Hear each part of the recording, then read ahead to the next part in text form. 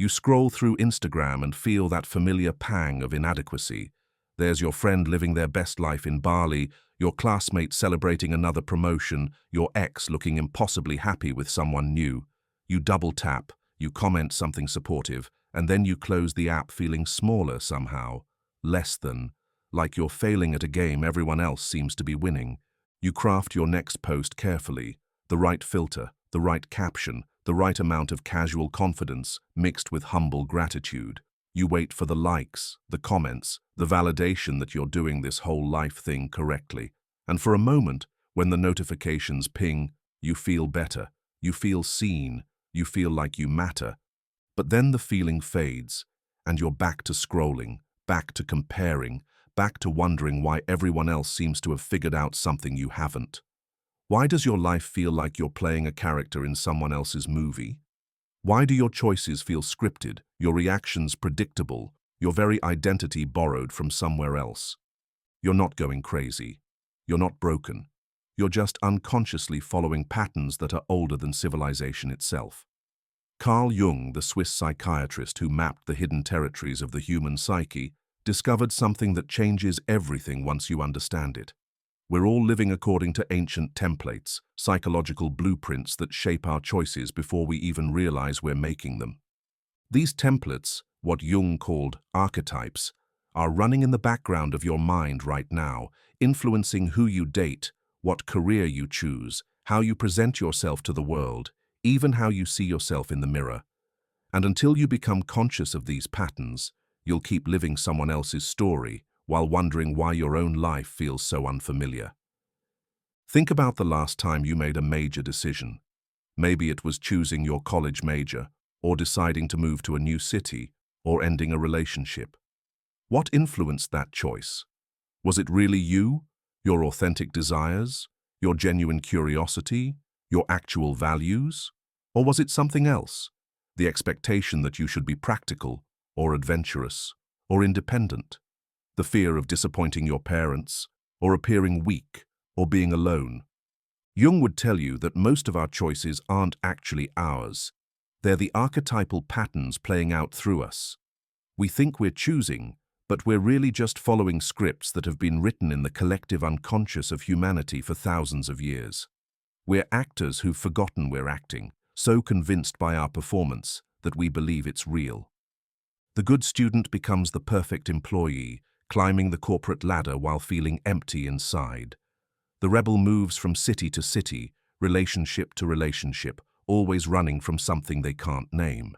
The caretaker says yes to everyone else's needs while their own dreams gather dust, each one following their archetypal script, wondering why success feels so hollow, why freedom feels so lonely, why helping others feels so draining.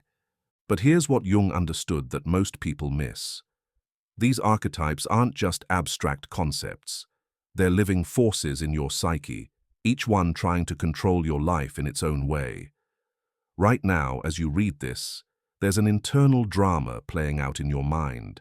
Different archetypal voices arguing about what you should do, who you should be, how you should live. There's the persona, your social mask, the version of yourself you show the world. It's the you that shows up to job interviews, family dinners, first dates.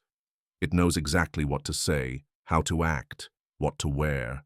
It's competent, likable, appropriate, and it's exhausting you because it's not actually you.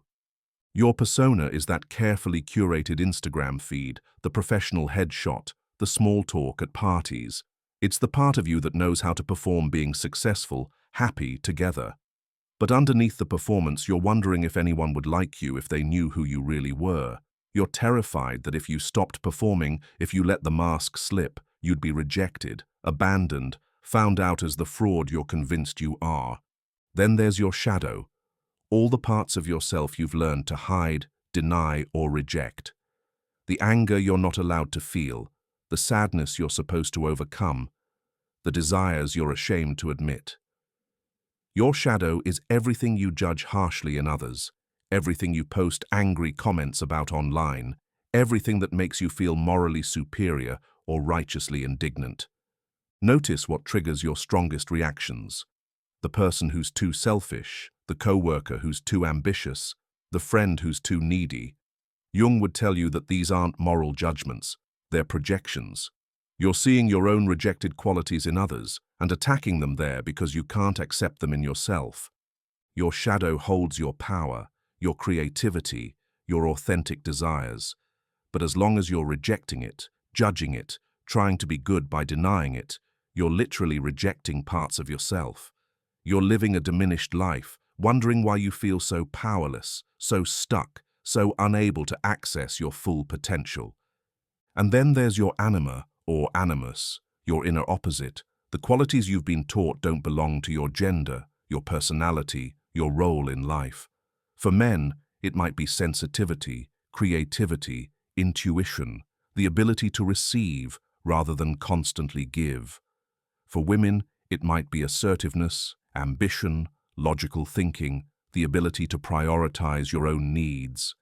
Think about the people you're attracted to, the ones who fascinate you, the qualities you admire from a distance. Often, these are the very qualities you've cut off from yourself. You're attracted to your missing pieces, trying to experience through others what you won't allow yourself to embody.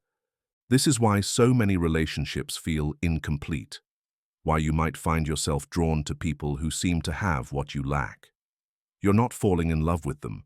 You're falling in love with the rejected parts of yourself that they represent. And when the initial fascination fades, when they fail to complete you the way you hoped, you're left disappointed, wondering why love never lives up to the fantasy. But Jung had a radical idea. What if you didn't need someone else to complete you? What if you could integrate these archetypal forces within yourself?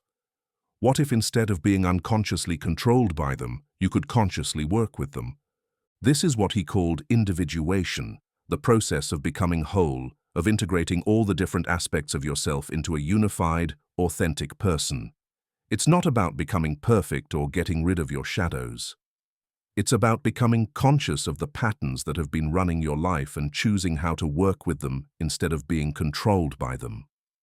Individuation means recognizing when you're wearing a mask and choosing to do so consciously rather than compulsively. It means acknowledging your shadow qualities and finding healthy ways to express them rather than projecting them onto others.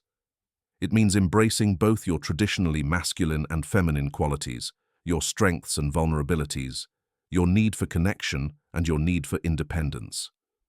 But here's the challenge. Individuation requires you to disappoint people. It requires you to stop being who others expect you to be and start being who you actually are. And that's terrifying because what if who you actually are isn't good enough? What if your authentic self is too much, too little, too weird, too ordinary? Jung would tell you that this fear is exactly what's keeping you trapped. You're so afraid of being rejected for who you are that you're rejecting yourself preemptively. You're choosing the safety of being fake over the risk of being real. But that safety is an illusion, and the cost is your life. When you start living authentically, some people will be disappointed. Some will try to guilt you back into your old patterns. Some will get angry that you're no longer playing the role they assigned you. And that's okay. That's actually necessary. Because the people who can't accept your authentic self weren't really loving you anyway. They were loving your performance. The people who matter, who really care about you, will adjust. They might even be relieved. They might admit they could see you weren't happy, that they were worried about you, that they've been waiting for you to start living your own life instead of the one everyone else expected. But the real transformation happens in your relationship with yourself. When you stop trying to be perfect and start trying to be real, you discover that you're actually quite interesting. You have opinions you've never shared, interests you've never pursued, dreams you've never admitted. You have a unique perspective, a distinctive way of seeing the world that's been buried under years of trying to fit in. You start making choices based on what energizes you rather than what you think you should do. You begin to trust your instincts, to follow your curiosity, to say no to things that drain you and yes to things that light you up. You discover that you have preferences, boundaries, values that are actually yours rather than inherited from your family, your culture, your peer group. This doesn't mean becoming selfish or inconsiderate. It means becoming genuinely available to others because you're no longer depleted by trying to be someone you're not. It means offering your real gifts rather than performing what you think people want from you. It means showing up as a whole person rather than a collection of roles and expectations. The path to individuation isn't easy, and Jung never pretended it was. It requires looking at parts of yourself you'd rather ignore, feeling emotions you'd rather suppress, making choices that disappoint people you'd rather please. It requires the courage to be disliked, misunderstood, or rejected for who you actually are, rather than loved for who you pretend to be. But here's what happens when you take that risk. You discover that you're not actually broken. You're not failing at life. You're not less than everyone else. You were just following the wrong script, living according to patterns that weren't designed for your unique configuration of talents, interests, and dreams. You start to see that the people who seem so confident, so sure of themselves, so successful, they're often just as trapped in their archetypal patterns as you were. The difference is that some patterns are more socially rewarded than others. But reward isn't the same as fulfillment, and success isn't the same as authenticity. When you begin to live from your authentic self rather than your archetypal programming, something magical happens. You stop needing constant validation because you're no longer performing for approval. You stop feeling threatened by other people's success because you're not competing in the same game. You stop feeling empty after achievements because you're pursuing goals that actually matter to you. Your relationships become more real because you're showing up as a real person. Your work becomes more meaningful because you're contributing your unique gifts rather than just filling a role. Your time becomes more valuable because you're spending it on what actually matters to you rather than what you think you should be doing. This is the new world that Jung promised would unfold when you stop living someone else's story and start writing your own. It's not a world without problems or challenges or difficult emotions. It's a world where you're equipped to handle whatever comes because you're no longer wasting energy pretending to be someone else. So ask yourself, whose story are you living? Which archetypal patterns are running your life? What would change if you had the courage to disappoint everyone else's expectations and start living according to your own authentic design? The choice is yours. You can keep following the script, wondering why your life feels so unfamiliar, so unsatisfying, so unlike the life you imagined you'd be living. Or you can begin the difficult, rewarding work of becoming who you actually are. Your authentic self is waiting. It's been waiting all along, buried under layers of shoulds and expectations and fears. It's time to start digging. It's time to start living your own story. Because the world doesn't need another person playing a role. The world needs you, the real you, with all your contradictions and complexities and unique ways of seeing. The world needs your authentic gifts, your genuine perspective, your individual contribution to the human story. But first, you have to stop living everyone else's story long enough to discover your own. Which will it be?